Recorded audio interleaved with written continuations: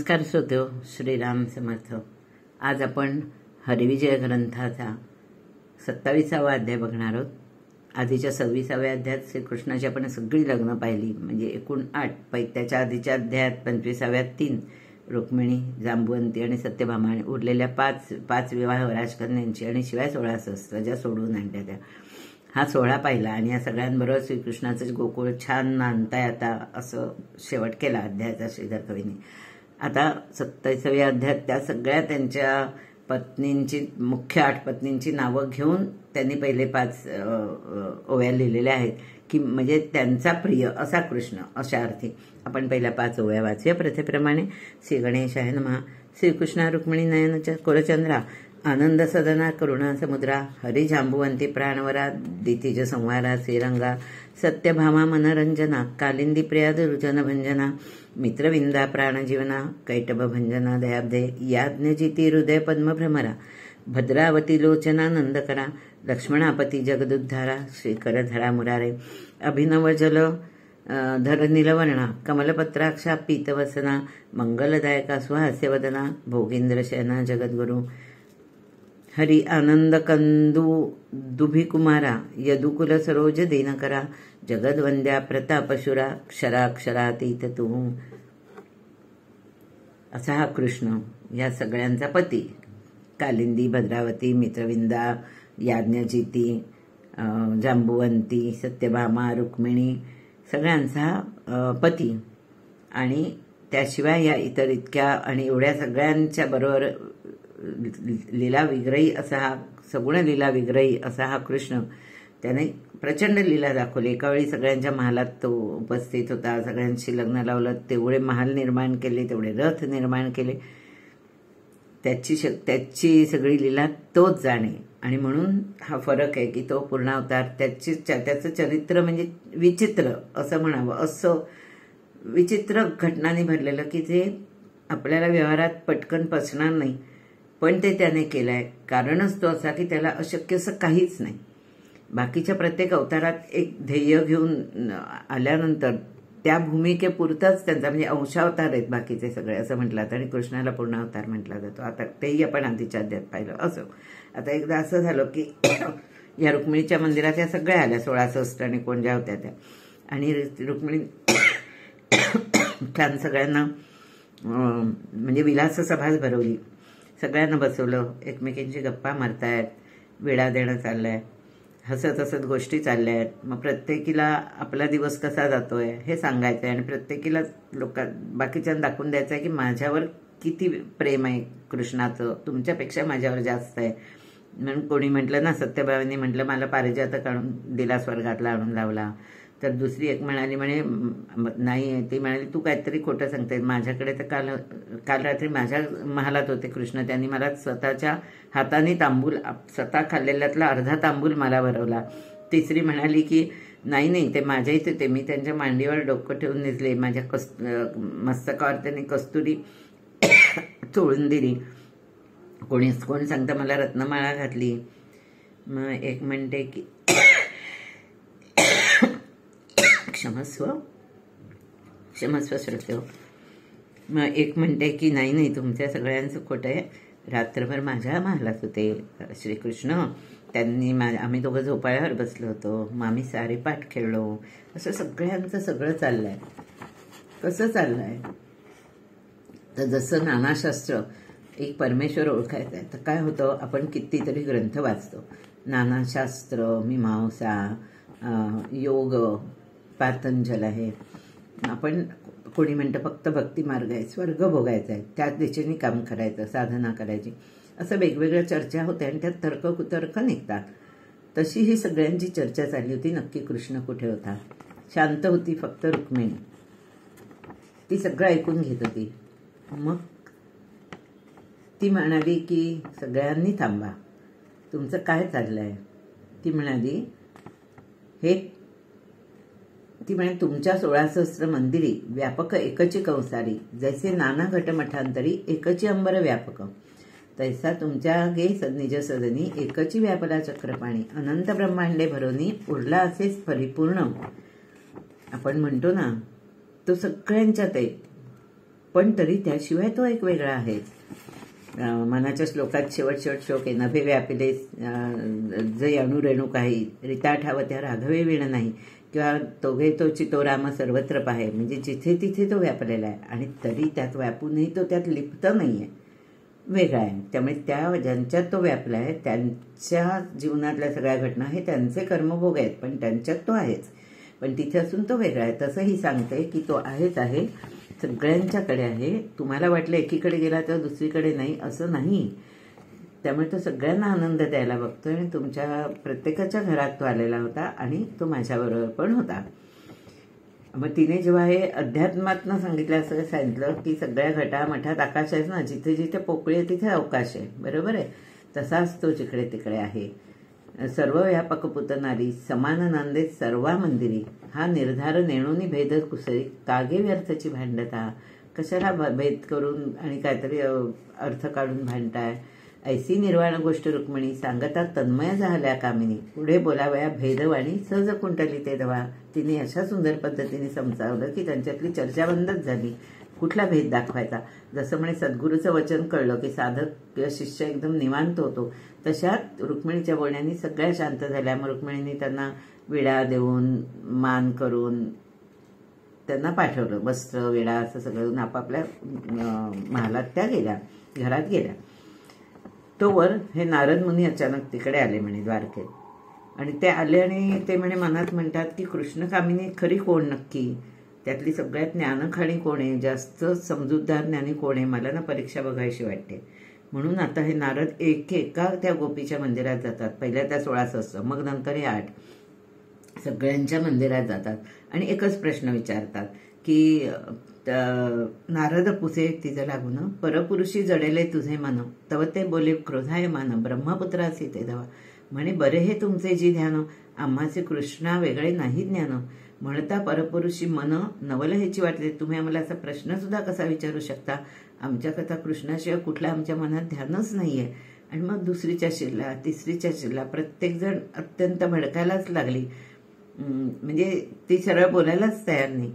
ते म्हणे तुम्ही चळले ती, म्हणजे त्याच्यावर म्हणायला लागलं तुमची बुद्धी फिरली, हे काय प्रश्न घेऊन आलात. ते म्हणे तुम्ही चळले ती नसतेची पुस्ता आम्हा प्रती, सत्यभामे समवेत युवती याची प्रकारे शोधिल्या. सत्यभामेंनी सुद्धा असंच मत मांडलं, अशीच ती चिडली, निर्वाणीच्या गोष्टी केल्या की तुम्ही आमच्या विरुद्ध विचारच कसा असा करता, आम्हाला फक्त कृष्ण आहे आमचा सर्वस्वानी.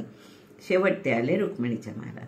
रुक्मिणीच्या महालात आल्यावर तिने त्यांची षोडशोपचार पूजा केली आणि नारद मुनींनी तोच प्रश्न विचारला, परपुरुषी मन आहे की. असं नारदांनी प्रश्न विचारल्याबरोबर एक क्षण निवांत राहून विचार करून जगन्माता म्हणाली की म्हणे परपुरुषा वीण तत्वता मज क्षणभरी न राहावे. त्याच्याशिवाय परपुरुषाच्या मला क्षणभरही राहत नाही. आसनी भोजनी शयनी परपुरुषासी न विसंबे नारद मुनी, परपुरुषासी न धरिता मनी मग जेणे व्यर्थ गेले माझे. जो चहू वाचा हुनी पर, आता ही ओवी आहे का, जो चहू वाचान हुनी पर, जो वेदशास्त्रांशी अगोचर, तो हाची स्वामी यादवेंद्र, परात पर सोयरा हो. त्या परपुरुषाच्या शब्दाची फोड करून तिने असं घेतलं, पर म्हणजे श्रेष्ठ आणि परश्रेष्ठ पुरुष म्हणजे कोण, तर पुरुषोत्तम म्हणजेच श्रीकृष्ण. तर तो सोडून अन्य पुरुषांच्या ठिकाणी माझं मन जाऊच शकत नाही. त्यामुळे त्या परपुरुषाशीच माझं मन आहे. आणि तो कसा आहे की तो चहू वाचांनी पर आहे. आपल्याला माहिती आहे तो सगळ्याच्या पलीकडे 4 वाणी 4 खाणी असू देत, नंतर 4 अवस्था असू देत, म्हणजे जागृती स्वप्न सुषुप्ती तो रिया, 4 म्हणजे देह असू देत, शरीरातले पिंडातले 4 देह, ब्रह्मांडातले 4 देव, हे सगळं ओलांडल्यावर त्या पलीकडे तो आहे. तुम्हाला आता इथे आत्ता रामविजयमधली गोष्ट आठवते का, कौसल्याचे डोहाळे, अप्रतिम असा तो अध्याय होता. त्या कौसल्याच्या डोहाळ्यात म्हटलं नाही का त्यांनी की तिच्या पोटी राम आला ना, त्यामुळे ती राममय झाली होती. त्यामुळे जेव्हा डोहाळे विचारायला दशरथ आला तेव्हा तुम्हाला ते सगळे हे शब्द आठवत असतील की स्थूळ ओसरीवर पाहिलं तिथे कौसल्या दिसत नाही, मग सूक्ष्म माझघरात पाहिलं तिथे दिसत नाही, मग कारण कोठडी बघून आला, धान्याची कोठडी असते की नाही तिथे गेलं का तिथे नाही, मग महाकरण उपरी चढला म्हणजे महाकरण त्या खोलीत अजून पाऊल वर टाकून चढला तिथे नाही, मग तिथून आत होतं पाठी होतं परसदार. तर कुठलं तर परात्पर परसात होती ती, आणि तिथे मात्र ती निर्विकल्प वृक्षाच्या तळी ध्यानस्थ बसलेली मिळाली. अत्यंत सुंदर दृष्टांत होता तो अगदी. आणि एकीकडे डोळ्यासमोर घर उभं राहत होतं की एक महाल आहे, त्या घराची रचना कशी आहे, बाहेर ओसरी आहे, मग माजगऱ्या पडवी, तर अगदी तशीच अवस्था. तसंच उत्तर एका ओळीत रुक्मिणीने दिलं की जो चहुवाच्याहूनी पर, जो वेदशास्त्रांचे अगोचर, हे वेदांना म्हणून तर वेद नेती नेती नेती म्हणतात नाही का, तर ह्या सगळ्यांना अगोचर आहे, दिसूच शकत नाही, तोच स्वामी यादवेंद्र परात्पर सोयरा. आणि काय येतो परात्पर असा यादवेंद्र सोयरा आहे माझा, म्हणजे त्याच्याशी मी पूर्ण एकरूप आहे. असं ऐकून नारद सुखावला. प्रेमे वंदिनी रुक्मिणी बाळा, म्हणे तू हरीची ज्ञान कळा, तुझी लीला अगम्य, तुझ्या व अपांग पाते सकळ संत होती ज्ञाते, ऐसे स्तवने रुक्मिणी ते नारद गेला स्वर्गासी. अगं तुझ्या संगतीत आले ना तर ते सगळे संत होतील, म्हणजे तू जे उपदेश करशील ते, तू खरंच हरीची ज्ञान कळायचं, अशी तिची स्तुती करून नारद निघून गेले. त्यांचं कामच आहे मुळे, जरा सगळं कुठे सुखासुखी सगळं चाललं असेल तर जाऊन एक कळ लावायची, कारण पुढच्या ज्या घटना घडतात ना ते पण त्रिकालज्ञ आहेत आणि त्रिलोकात फिरणार आहेत, त्रिलोकात काय घडतंय ते बघत असतात. तर असो, मग हे नारद निघून गेले तोवर आपली नित्याची सभा विसर्जन करून कृष्ण रुक्मिणीच्या मंदिरात आला. कृष्ण आला म्हटल्याबरोबर रुक्मिणीने लिंब लावून उतरलं, पायाची पूजा केली आणि औक्षण केलं आणि झोपाळ्यावर बसवला त्याला, आणि मग त्याच्या बाजूलाही बसली. कल्पना करा की झोपाळ्यावर दोघं बसलेत. ओवी सुंदरे, द अनंत शक्तीची स्वामिनी, जे त्रिभुवनपतीची पट्टराणी, जे प्रणवाची मूळपीठ वासिनी, ज्ञानखाणी रुक्मिणी ते, अशी ती बसली त्याच्याजवळ बसून. त्याची छान सगळी पूजा केली आणि सहज म्हणजे सहज अगदी असे म्हणजे आनंदात गप्पा मारतायत दोघं जण. असा विषय निघाला की आधी या जेव्हा सगळ्या बायका जमल्या ना आणि ज्यांनी आपापल्या महालात कसा कृष्णाचं माझ्यावरच कसं प्रेम आहे, तेव्हा त्या विषयाचा एक किळा त्या निमित्ताने सगळ्यांच्या डोक्यात शिरला होता, सत्यभामे सकट सगळ्या ह्या बायकांच्या. त्यामुळे जेव्हा त्यांच्या गप्पा संपल्या, रुक्मिणीने समजावलं, त्यांना पटलं, त्यावेळेला निघताना सत्यभामा रुक्मिणीला म्हणाली होती की ऐक बाई, तुला जर आधी पुत्र झाला तर मी तुला वेणी देईन म्हणजे सोन्याचं काही भेट देईन, म्हणजे सौभाग्यालंकार येतो तो मी तुला देईन, आणि जर मला तुझ्या आधी पुत्र झाला तर तू मला देशील. तर ह्याच्यावर रुक्मिणीने काहीच उत्तर दिलं नाही, ती नुसती हसली. आता ही गोष्ट तिच्या आत शिरलेली आहे. त्यानंतर नारद मुनींनी सगळ्यांची परीक्षा घेतली आणि हिला श्रेष्ठ ठरवलाय आणि आता कृष्ण रुक्मिणीच्या महालात आलाय. झोपाळ्यावर निवांत बसलेत. अशा वेळेला सगळे विषय सुचत असतात ना बायकांना, त्यांना काय जे बोलायचं असतं ते. तसंच इकडे अगदी घडतं. आधी रुक्मिणी असं म्हणून बघते की आता काय बाबा, तुम्हाला इतक्या बायका आहेत, त्या सगळ्या तरुण आहेत, म्हणजे ही स्वतःला वय झालेली समजते आणि ती त्याला म्हणायला लागते की तुमचं आता माझ्यावर कुठे प्रेम असणार आहे, वरकड गोपी जैशा आवडती तैसी इकडे नाही प्रीती, पट्टराणी नामनिश्चिती कोरडेची ठेविले. पट्टराणी उगाच आधी म्हटलं होतं पण शेवट सत्यभामेला नाव ठेवलं पट्टराणी म्हणून. जुने वस्त्र होता निश्चित, दुरी करीती भाग्यवंत, यावरी भीमक जामात मंद हास्य मुखे बोलत असे. म्हणजे तिने असं दाखवलं की आता काही मी तुम्हाला आवडत नाही, तुम्ही माझ्याकडे कुठे येणार, तुम्हाला इतक्या बायका आहेत, म्हणजे कुठेतरी आज जो तो हेवा सुरू होतो तसा आहे, अशा प्रकारे तिने बोलून बघितलं. असं ती म्हटल्यानंतर म्हणजे मी आता कमी आहे ही नाही आणि तुम्हाला आवडत नाही असं म्हटल्याबरोबर कृष्णाने सुरू केलं उलट, की तो म्हणाला की अगं कोण म्हणतं, तू तर सगळ्यात शहाणी आहेस, सगळं चातुर्य तुझ्याकडे आहे, चातुर्य खाणी आहेस तू, आणि माझंच बघ मी कसा शिशुपाळ वक्रदंत हे जरासंध ह्या सगळ्यांना भले मी मारलं असेल पण मी शेवट काय, तुला माझ्या लहानपणच्या गोष्टी ऐकल्या असतील तू की मी चोरी करायचो, मला चोरी केली म्हणून सगळ्या गोपींनी उकळायला बांधलं होतं. आम्ही काय म्हणजे तो स्वतः कसं आपण म्हणतो ना बावळट, तसं तो म्हणतो आम्ही रानाचे रानवट गोवळ, परनारी भोगिल्या केवळ, सवय मिळवून गोपाळ हुबळी घातली त्यांची, म्हणजे मस्ती केली, कुस्त्या केल्या आणि एक गावंढळ नाच केले त्यांच्याबरोबर, असे आम्ही एक गावंढळ गोपाळ सगळे असं. असं म्हणाला. आणि म्हणे सगळे राजे पण मला हसतात, मला छत्र सिंहासन नाही, मला ना याती ना कुळ ना धर्म ना कर्म, काहीच नाही माझ्याकडे. पुरुषार्थ तरी काय, काळयवनाला मारलं, मुचकुंदाच्या विवरात शिरून म्हणजे ते मुचकुंदाकडून मारवलं, माझा कुठला पुरुषार्थ. असं लोक मला म्हणतात, ह्याने धुतली अर्जुनाची घोडी, धर्माच्या घरी उच्छिष्टे काढी, सुंदर ओवी आहे की धुतली अर्जुनाची घोडी, धर्माघरी उष्टिष्ठे काढी, पार्थाचा सारथी हे प्रौढी, बरी न दिसे लोकात. पार्थाचा हा काय सारथी आहे, चालवणारा, गाडी चालवणारा, नाही का. असं तर मला काय बसायला काही नाही वाहन मिळालं म्हणून मी पक्षावरच बसून फिरतो, मला झोपायला चांगलं काही जागा मिळाली नाही म्हणून मी शेषावर झोपतो, आणि मला सद्भक्तांचं कीर्तन ऐकवलं आलं की मी तिथे सगळी लाज सोडून नाचतो, मी काळा तू गोरी सगुण. तर असं सगळं स्वतःला तो निंदून घेतो. आणि मग शेवट असा शब्द म्हणतो, माझं काम नाही निश्शेष, असे एकाकी निस्संग उदास, सर्वाघटी जैसा चंडांश, व्यापूनी आलिप्त.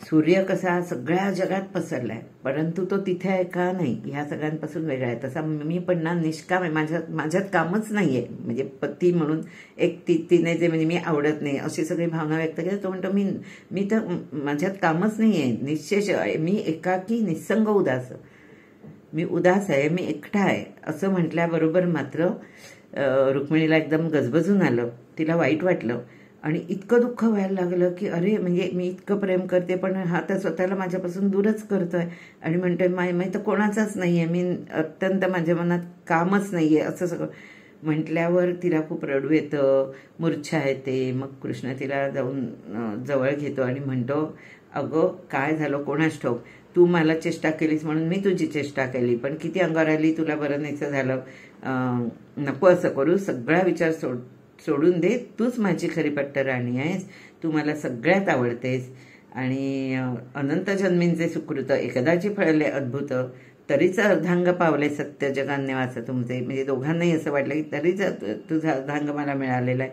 मग खूप तिची स्तुती केल्यावर ती शांत झाली आणि मग तिने एक विषय काढला कृष्णाकडे.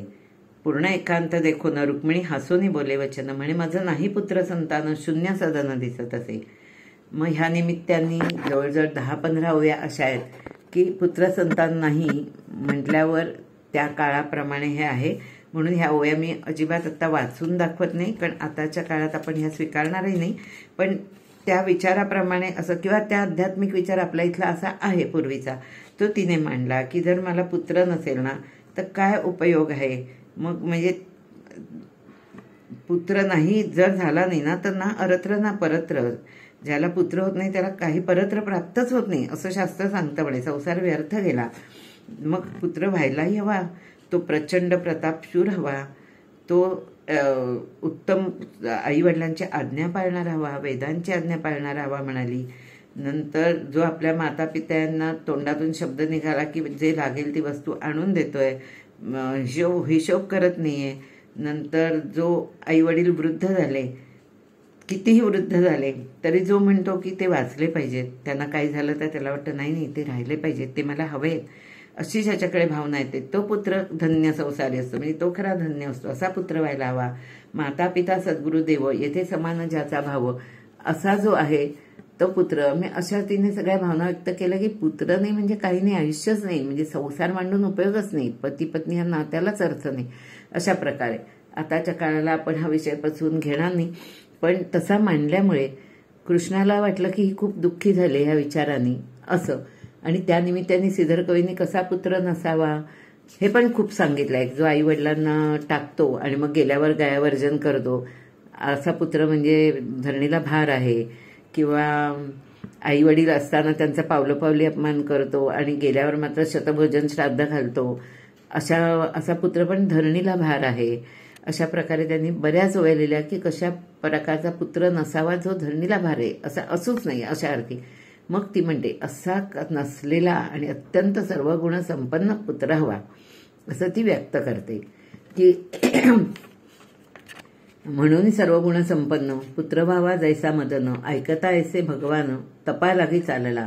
त्या क्षणी कृष्णाने ऐकलं, ताबडतोब त्यांनी निर्णय घेतला की रुक्मिणीला पुत्राची वासना झालेली आहे, इच्छा झालेली आहे आणि कसा पुत्र व्हाय तो इतका आदर्श. आत्ता आपण सगळं ऐकलं ते त्यामुळे तसा व्हायला हवा तर काही अनुष्ठान करायला हवं. म्हणून तो तपश्चर्येला चालला. 1 वर्ष जातो म्हणाला. आणि 1 वर्ष त्यांनी बळीभद्र, उग्रसेन सगळ्यांना आता नगर जतन करून ठेवा, मी हिमालयात जाऊन तप करतोय सांगितलं. 1 वर्ष तिकडे निराहार राहून तप केलं. कोणाचं? शंकराचं. शंकर त्याला प्रसन्न झाले आणि म्हणाले की बाबा रे, तुझं नाम तर मी 24 तास हृदयात ठेवतो आणि तू कुठलं माझ्या प्राप्तीकरता तू कुठलं तप केलंस? काय तुझा हेतू काय होता? तुझी इच्छा काय होती? तू तर इतका सुकुमार रुक्मिणीवर, आणि तू एवढं कसल्या कारणाने तू एवढं निर्धार करून एवढं कठीण व्रत केलंस किंवा तप केलंस? तुझी काय इच्छा आहे ती मला सांग, मी तुला नक्की वर देईन. असं म्हटल्यानंतर त्यांनी सांगितलं की काय हवंय मला. त्याने इच्छा सांगितली की हरी म्हणे पंचवदना, विरूपाक्ष त्रिपुरच्छेदना, उमावल्लभा नागभूषणा, वरदान देई मजा आता, केवळ जैसा मकरध्वज, ऐसा पुत्र देई सतेज, ऐकोनी म्हणे कैलास राज, उदरा येईल मदनाची. म्हणजे मकरध्वज म्हणजे मदन.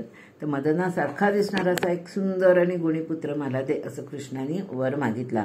तेव्हा शंकरांनी सांगितलं की अरे, मदनच तुझ्या पोटी येईल, अगदी मदनालाच मी पाठवतो. का? तर तो म्हणतो त्याचं अनंग शरीर म्हणजे सगळं देह टाकलेला जो काही सूक्ष्मदेह असतो, सगळ्या देह विरल्यानंतर जो काही तो प्राण असतो तो शिल्लक आहे, बाकीचं सगळं गेलाय.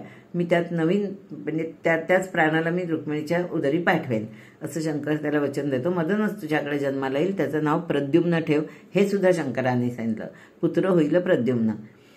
आणि मग आता मदनाला मी जाळलो, त्याला मी तुझ्याकडे पाठवतोय असं म्हटल्यावर फ्लॅशबॅक आपण म्हणतो ना, तसं आता श्रीधर कवी हा मदनाला का जाळलं हो त्याची कथा सांगतात आपल्याला.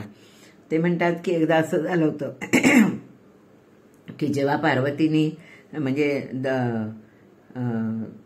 अग्नीत उडी घेतली आपल्या माहेरी आणि ती जळून गेली, तिच्या रागात शंकरांनी दक्षाला मारलं, बरोबर आहे. त्यानंतर शंकर कित्येक काळ तप करत राहिला. इकडे पार्वती परत हिमालयाच्या पोटी जन्माला आली, म्हणजे ती सती जिने उडी घेतली ती जाऊन पार्वती जन्माला आली हिमालयाच्या पोटात आणि वाढायला लागली. आणि परत ती शंकराचाच कथा तप करायला लागली. तर नारद म्हणाले नारद आले नेहमीप्रमाणे कळ लावायची की ते हजर हवे. ते आले हिमालयाकडे आणि म्हणाले की अरे बाबा, ही तुझी पार्वती आहे ना, ती तू शंकरालाच दे, कारण ती त्याचीच आहे, हे त्याचीची देई मागुती, म्हणजे ती त्याची आहे, ती त्याला परत दे, असं सांगितलं. हिमालयालाही पटलं. मग तो येऊन ब्रह्मदेवाकडे आला.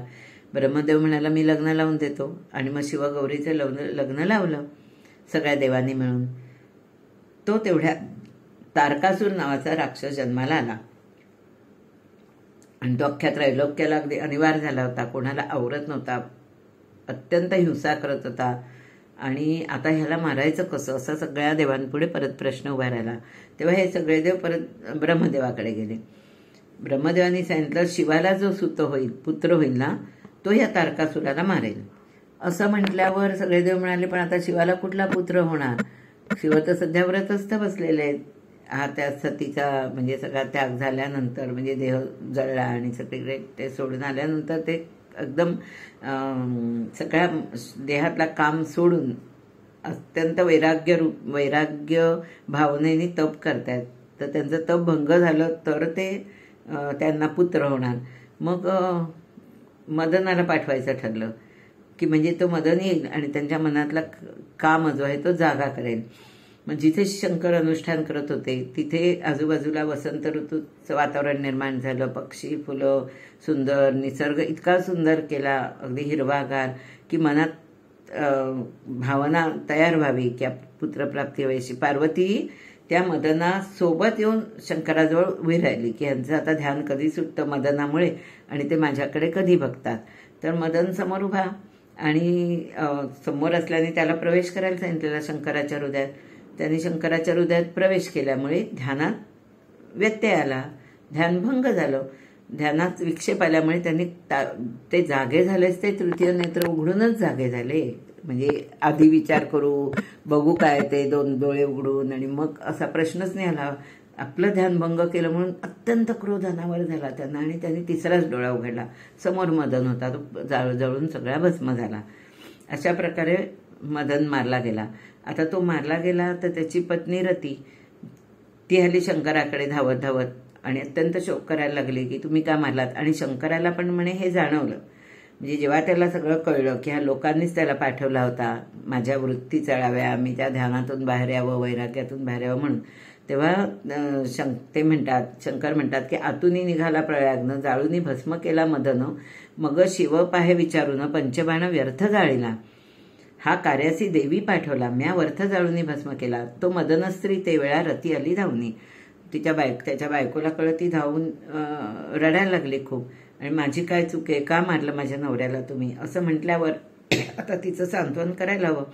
म्हणून शंकराने तिला वर दिला की हे बघ, आता कृष्ण अवतारात कृष्णाच्या पोटी तो तुझा पती आहे, तो जन्माला येईल आणि तेव्हा तिथे तुझं त्याच्याशी परत मिलन होईल किंवा विवाह होईल, अशी ही सगळी पूर्वकथा. मग त्या शंकराचा आशीर्वाद घेऊन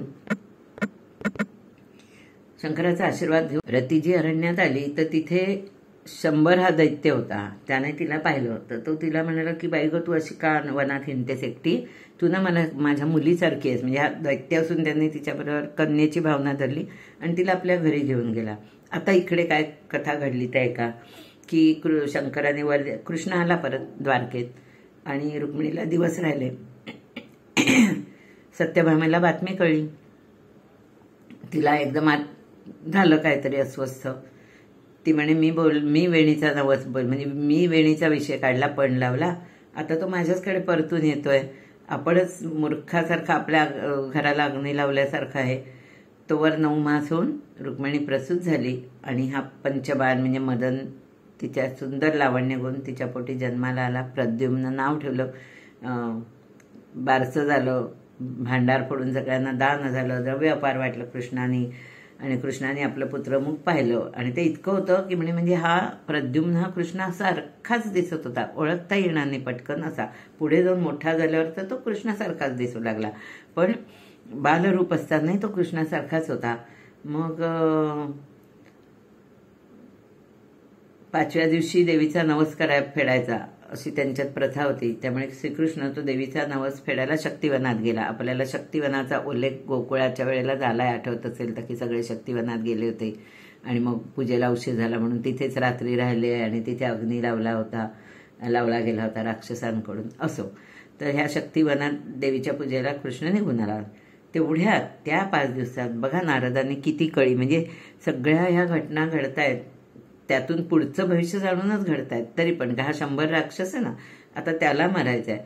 ते सगळ्यात त्याचा मृत्यू ह्या प्रद्युम्नाच्या हातून आहे. म्हणून आता पुढच्या कशा घटना घडवल्या बघा की नारद सत्यभामेच्या मंदिरात आला आणि तिला सांगितलं, तिला भेटला तर तिने सांगितलं की रुक्मिणीला मुलगा झालाय आणि मीच वेणीचा पण केला होता.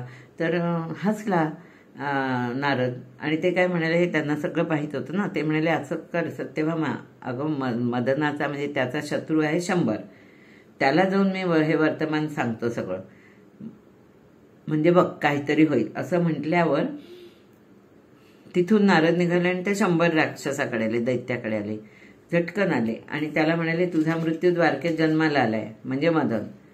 आता लावली विषाची वेल जणू त्यांनी आणि त्याला वर समजावतात की ही विषवेल लहान असते ना, तोवरच खुडून टाकावी. अग्नी छोटा असतो तोवरच विझावा, कारण पेटला तर तो काय करेल माहित नाही. मग हा राक्षसच 100 शेवट तो काय केला, चटकन द्वारावती त्याला तिच्या रुक्मिणीच्या मंदिरातच शिरला आणि त्याने हिचा पुत्र पळवला चक्क. त्याने बाळ उचलला आणि तत्काळ घेऊन आपल्या राज्यात गेला. नाही, आपल्या राज्यात नाही, तिथून पळाला, आपल्या राज्यात जायला निघाला. तेवढ्यात वाटेत समुद्र तीर लागला.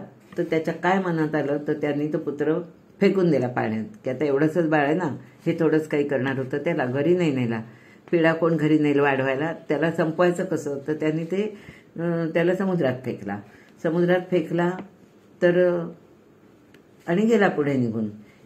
इकडे काय झालं, रुक्मिणीला अचानक सदनात आली आपल्या, तर अरे कुठे बाहेर दिसत नाही. हाहाकार झाला, अख्ख्या द्वारकेत हाहाकार झाला की मी इतकं माझ्या नवऱ्याने तप आणि व्रताचरण करून जर पुत्र झाला, तोही शंकराच्या आशीर्वादाने झाला, पण मग तरी का चोरला गेला, म्हणजे माझं पूर्वकर्म फळायला आलं. आता रुक्मिणीने म्हटलं पूर्वकर्म, तर मग आपल्यासारख्याने काय म्हणावं बघा. त्यामुळे ती इतका शोक करायला लागली की द्वादश म्हणजे आता म्हणजे कित्येक वर्षांच्या तपानंतर ज्या पुत्राची प्राप्ती झाली, आता तो मी किती दिवस नाही बघणार आहे, मला दिसणार आहे का नाहीच आहे, म्हणजे त्याचं काही बरं वाईट केलंय. यदुकुळी दिव्य दीप लाविला, सवेची कोण्या दुष्टे विझविला, काय करू अशी अस्वस्थ झाली. तोवर त्या शक्तिवनातनं कृष्ण आला परत. आल्या आल्या त्याने ओळखलं, दिव्य दृष्टी लावल्यावर काय काय घडलंय, नारदांनी काय काय केलंयत, म्हणजे काय काय गोंधळ केलेत म्हटल्यावर त्याने रुक्मिणीला सांगितलं, तू काही काळजी करू नकोस, शोक करू नकोस, तुझा पुत्र तुला तुझ्या डोळ्यांना अजून आजपासून 12 वर्षांनी दिसणार आहे. 12 वर्ष, मध्ये 12 वर्ष तो काय करणार आहे, ती घटना आता पुढे आहे की तो जो पाण्यात पडला ना, तो एका माशाने गिळला. माशाने गिळला आणि त्या माशाच्या पोटात तो सुरक्षित आहे बरं का. झालं, एका कोण कोळी आला, त्या कोळ्याने ते जाळ्यात घालून तो मासा पकडला. मासा हातात आला तर त्याच्या मनात आला, एवढा मोठा तेजस्वी मासा, माशालाही तेज आलं होतं, एवढा तेजस्वी मासा आपण आपल्या राजाला नेऊन देऊया. आता त्याचा राजा कोण, तर तो 100 दैत्य. ताबडतोब तो 100 घेऊन गेला. तो पण आश्चर्यचकित झाला, आणि एवढा सुंदर तेजस्वी मीन आणि एवढा मोठा मीन. आता या 100च्या घरात काय होतं तुम्हाला माहिती आहे की त्या रती जी आहे तिला त्याने आपल्या घरी कन्या म्हणून आणून ठेवलं होतं, तर ती त्याच्या घरातलं सगळं काम करायची, त्याच्यात जेवण बनवायची. तर त्याने तिच्याकडे तो पाठवला की आज बघ इतका ताजा कुठला सुंदर मासा आलेला आहे, तू त्याचं काहीतरी मस्त बनव, म्हणून तिच्याकडे दिला. तिने तो मासा कापला, त्यातून दिव्य बाळ निघालं. बापरे, इतकं त्या बाळाचं तेज की तिला कळलंच नाही, म्हणजे तिला एक क्षण वाटलंही की आपला पती जितका सुंदर होता ना, तसं हे सुंदर बाळ आहे. आता हे 100ला कळलं, असं कसं हा काय चमत्कार झाला. मग त्याला ते आठवले ना की आपण समुद्रात टाकला होता वगैरे, आणि मग तो मारून टाकेल असं कळल्यामुळे ताबडतोब नारद मुनी गुप्त रूपाने ह्या रतीकडे आले.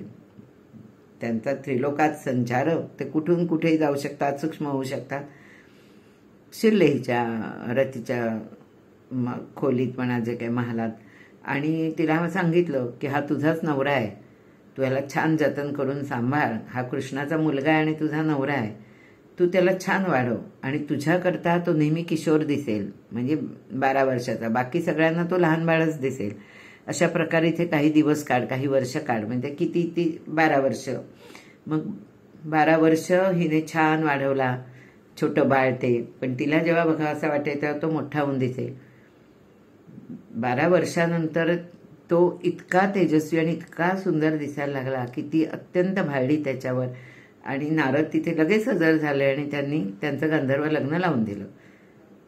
आता तिची ओटी पण भरून दिली म्हणे, मुलगी समजून आपल्या हाताने. मग तो तिथे राहायला लागला. लोकांना तो अजून लहानच दिसतोय कधी कोणी आलं तर. अचानक ही गर्भवती झाली, आणि मग सगळीकडे बातमी पसरली की रती गर्भवती झाली. कोणाला माहीत नाही आणि कोणाला बघून गर्भवती झाली असं म्हटल्यावर इतका त्या 100ला क्रोध आला. तो भडकला आणि त्याने तिच्या मंदिराला सगळा वेढा घातला. ती एकदम घाबरली. तिच्याबरोबर हा आहे प्रद्युम्न. म्हणे, स्वामी आता कैसा वृत्तांत, तुम्ही एकले दैत्य अद्भुत थोर अनाथ ओढवला. तेव्हा तो म्हणतो, तू अजिबात घाबरू नकोस, माझ्याकडे मी अगदी रणवीर असा आहे, मी काही करून त्याला मारेन, तू अगदी शांत राहा, असं म्हणून स्वतः जोरात हात फोडून त्याने आपल्या कक्षाचं घराचं दार उघडलं आणि तो बाहेर समोर 100च्या समोर प्रकट झाला. आणि त्याने प्रचंड युद्ध केलं 100बरोबर. सगळे राक्षस मारले, सगळे मारले, आणि अगदी म्हणजे तृणसमान, आणि सगळ्यांचं भस्म करून टाकलं. 7 दिवस त्यांचं युद्ध चाललं. आधीच कृष्णाचं वीर्य, त्यावर नारदाचा उपदेश, त्यामुळे दैत्य प्राण घ्यायला त्याला काही विशेष करावंच लागलं नाही. दिव्य बाणच मिळाले होते जणू त्याच्या हातात. सगळ्यांना मारलं, आणि त्याच्याबरोबर एका बाणाने तर 100चं शिर छेदलं, ते आकाशात उडवलं. मग सगळीकडे अर्थात जय जयकार झाला, देवानी पुष्पवृष्टी केली. आणि ते झाल्याबरोबर हा प्रद्युम्न, म्हणजे त्याला ओळख पटली स्वतः माहीत नाही, पण तो दळभार घेऊन रतीला घेऊन द्वारकेला यायला निघाला. तो द्वारकेजवळ आला तर बातमी आली की प्रद्युम्न आलाय म्हणून. श्रीकृष्णाच्या हेरांनी येऊन सांगितलं. मग सगळे स्वागताला पुढे जाऊन उभे राहिले. उग्रसेन, उद्धव, अक्रूर, बलराम, सगळे, स्वतः कृष्ण, सगळे हजर झाले त्याला बघायला. हिला तर इतका आनंद झाला रुक्मिणीला की ती आता कधी त्याला बघते असं झालं. प्रद्युम्न इतका देखणा आणि अक्षरशः दुसरा श्रीकृष्ण लोक म्हणती असा दिसत होता. त्याने पहिला आपल्या श्रीकृष्णाला, वडिलांना नमस्कार केला, उग्रसेनाला म्हणजे आजोबांना, सगळ्यांना नमस्कार केला, वसुदेवाला. आणि तोवर आली रुक्मिणी तिथे. मग तिनेही अगदी दृढ हृदयाशी त्याला धरलं आणि म्हणाला, 12 वर्ष मी तुझा विरह सोसला, पण तू आता मिळालायस. आता इतका आनंद झालाय, रती पत्नी सकट मिळालाय, म्हणजे पत्नी पण आली. मग कृष्णाने त्यांचं व्यवस्थित लग्न लावून दिलं आणि दानं खूप केली आणि योग्य 9 मास भरल्यानंतर ती रती सुद्धा बाळंत झाली आणि तिला जो पुत्र झाला तो अनिरुद्ध. त्याचं नाव कृष्णाने अनिरुद्ध ठेवलं. तो पण मदनाचाच दुसरा अवतार जणू. त्यामुळे श्रीकृष्ण, मदन, अनिरुद्ध तिघांचे एकच रूप प्रसिद्ध, ऐसा द्वारके माझी ब्रह्मानंद, आनंद कंद नांदत असे. सगळे म्हणायचे की तिघं सारखे दिसत आहेत. आणि ह्याच्याकरता पुढे आता अर्थात या अनिरुद्ध आणि उषेची सुंदर कथा येईल नंतरच्या अध्यायात. तर असे झाले. आणि बरं, एवढ्याने झालं का? कृष्ण तर शंकराचा वर घेऊन आला होता ना, त्याने एक पुत्र मागितला होता शंकराकडे, पण म्हणे तेवढ्याने झालं नाही. तर जेवढ्या त्याच्या स्त्रिया आहेत ना, ह्या 8 अधिक 16 असं असतं. तर म्हणे प्रत्येक स्त्रीला 10 पुत्र आणि 1 कन्या झाली. त्यामुळे 1,60,000 श्रीकृष्णाला पुत्र झाले. द्वारकेत तेवढ्यांचा मोठा सोहळा झाला. तितक्या पुत्रांची मौंजी बंधनं झाली आणि लग्न मुंजी झाल्या झाल्या देशोदेशींचे राजे आपल्या मुलींना त्यांना वरण्याकरता घेऊन आपण पुढे आले दान कन्यादान करायला. अशा प्रकारे त्या सगळ्यांची लग्न पण झाली. आणि म्हणून इथे शेवट करताना श्रीधर कवी म्हणतात, कुटुंबवत्सल जगत जीवन, नित्य नित्य सोहळा नूतन, इंद्रादी देव संपूर्ण, त्रिकाळ येती दर्शना. द्वारकेतनं कृष्ण वैकुंठात गेला नाही, कृष्णाचं दर्शन घ्यायचं तर सगळ्यांना द्वारकेत यायला लागलाय. म्हणूनही आधीच्या अध्यायात सांगितलं का तो पूर्णावतार आहे की तो मुळे सगळं वैकुंठच घेऊन इकडे आला, पण त्यांनी द्वारकेत राहायचं ठरवलं. आणि एक संसारी माणूस, पूर्वीच्या एखाद्या मोठ्या कुटुंबात आपण बघायचो 10-10, 15-15 मुलं, मग त्यांची मुलं, मग त्यांची मुलं, आणि तरी आजोबा पणजोबा चांगले धट्टे असायचे, लवकर लवकर लग्न व्हायची 13-14व्या वर्षी. तर ते कसं भरलं गोकुळ, म्हणून तर तशा भरल्या घराला गोकुळ म्हणतात ना. कारण हे गोकुळ असं होतं कृष्णाचं की आता द्वारकेत कृष्ण इतके सारे पुत्र घेऊन त्यांच्या पत्न्या, म्हणजे अत्यंत फक्त नित्य नूतन आनंद सोहळा शब्द सुंदर वापरलाय श्रीधर कवींनी. नित्य नित्य सोहळा नूतन, इंद्रादी देव संपूर्ण, त्रिकाळ दर्शन आहे ती, पूर्णावतार श्रीरंग, जो क्षीराब्धीच्या हृदय पद्मभृंग, पूर्ण ब्रह्मानंद निसंग, द्वारावतीय पातला. असा हरिविजय ग्रंथ आहे ह्यातल्या. आणि ते सगळ्यांना ह्याची गोडी कोणाला कळेल म्हणे, तर ज्यांच्या घरात दैवी, ते हा जण म्हणजे कस्तुरी आहे जणू, मृगमद. कळणार कोणाला? तर ज्यांच्या घरात दैवी संपत्ती आहे. गीतेत आपण ऐकतो दैवी आणि आसुरी संपत्ती 2 विभाग केलेले आहेत.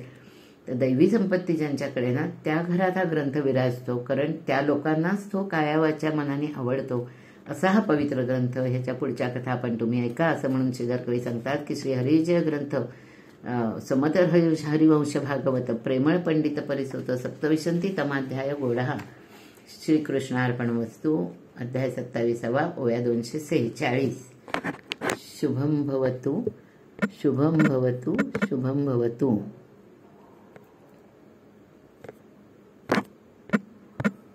जय जय रघुवीर समर्थ.